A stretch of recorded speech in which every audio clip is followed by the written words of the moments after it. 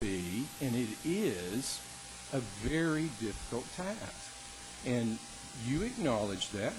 Several of you, Commissioner Lambert, Commissioner Moore, we know it is going to be very difficult to define and clarify, but I have no problem whatsoever with anybody that wants to attempt this and give us guidance. I'm looking for guidance all the time.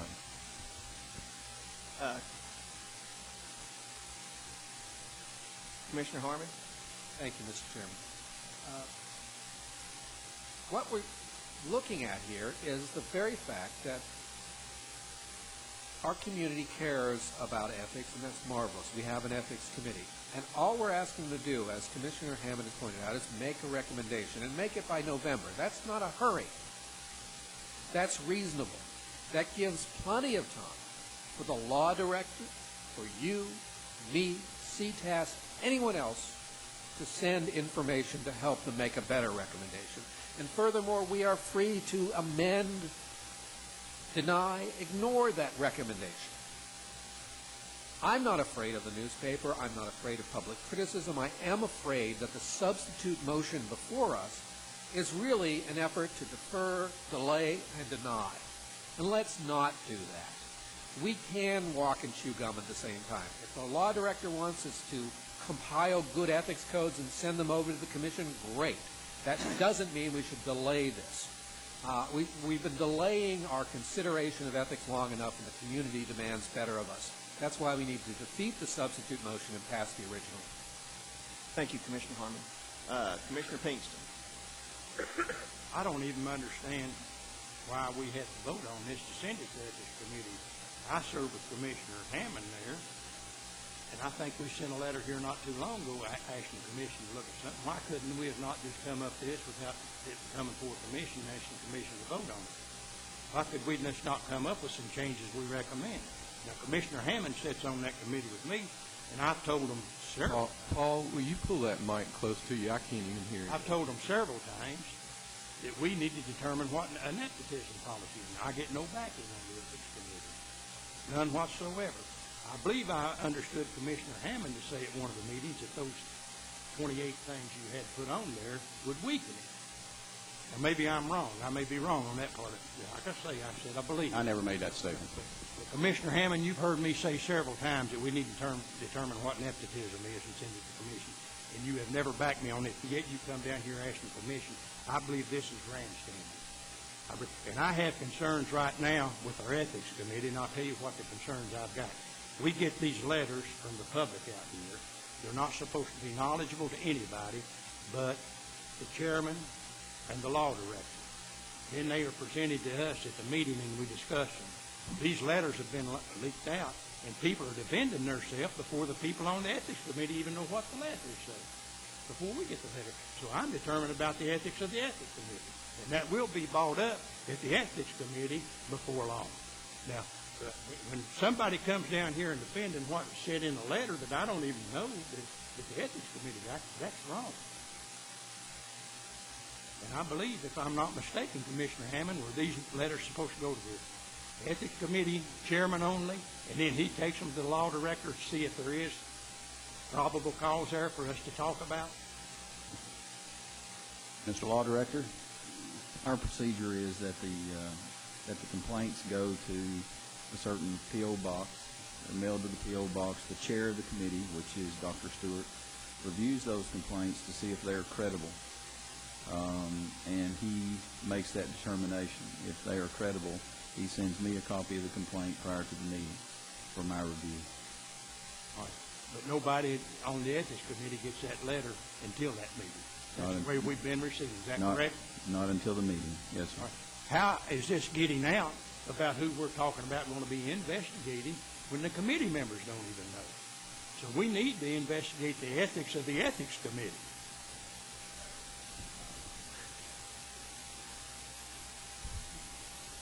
Commissioner Smith. Mr. Chairman, I want to move forward. Mr. Hammond, I applaud you for doing this. Yeah, you went out on your own, and I applaud your leadership in what you're doing. There's some difference on this. Some people for it, some are against it. Folks, it's time Knox County moved forward. There's so many things that this body has put aside. Guys and women, we've got work to do, and this is one thing we need to do. Now, if we come back, and let's say there's 28 things, Mike, that you all do, and Mike, this for the law director too. Say they come back with 28 things ethics committee says to do, and we adopt that for 6 months. Then, Mr. Law Director, if the state comes by in 6 months and now here's something statewide, we just follow on that plan, correct?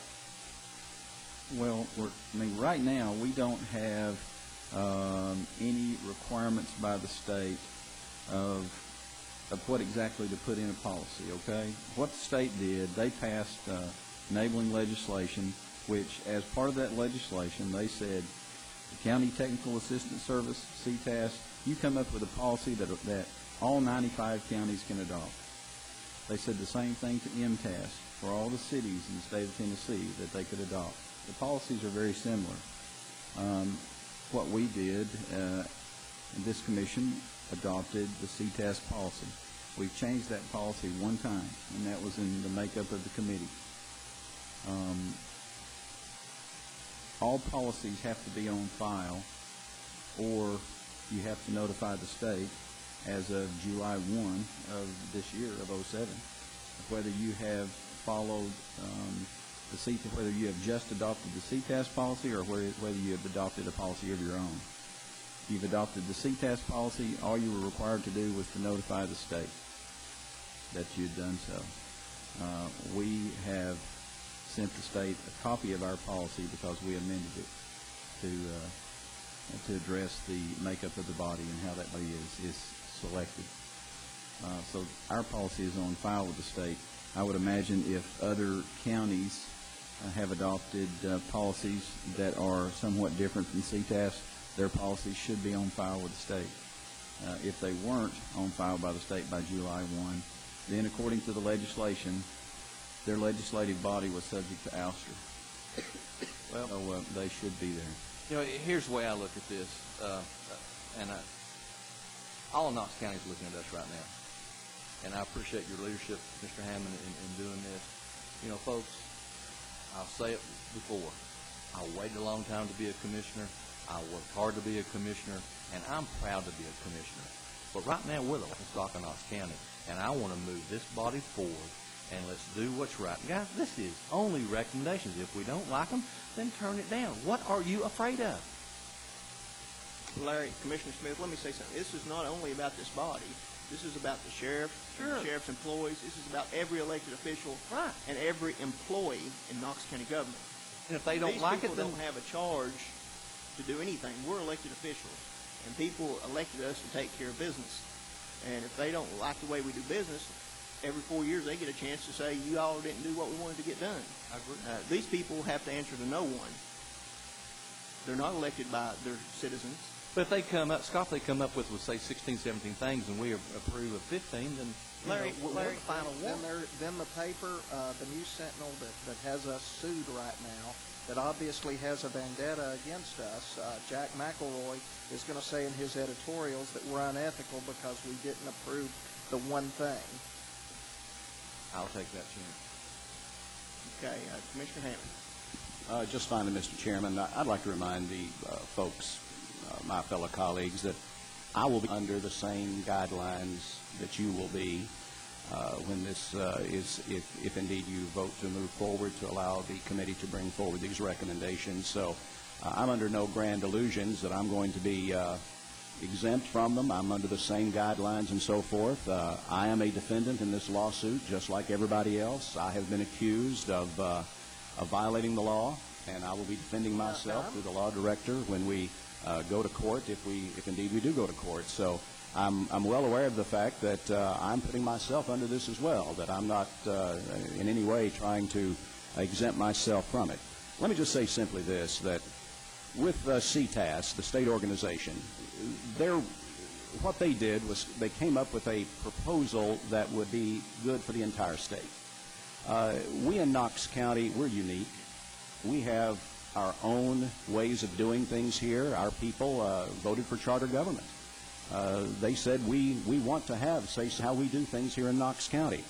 What may be good for Obion County and Weakley County may not be the best thing for Knox County. That's why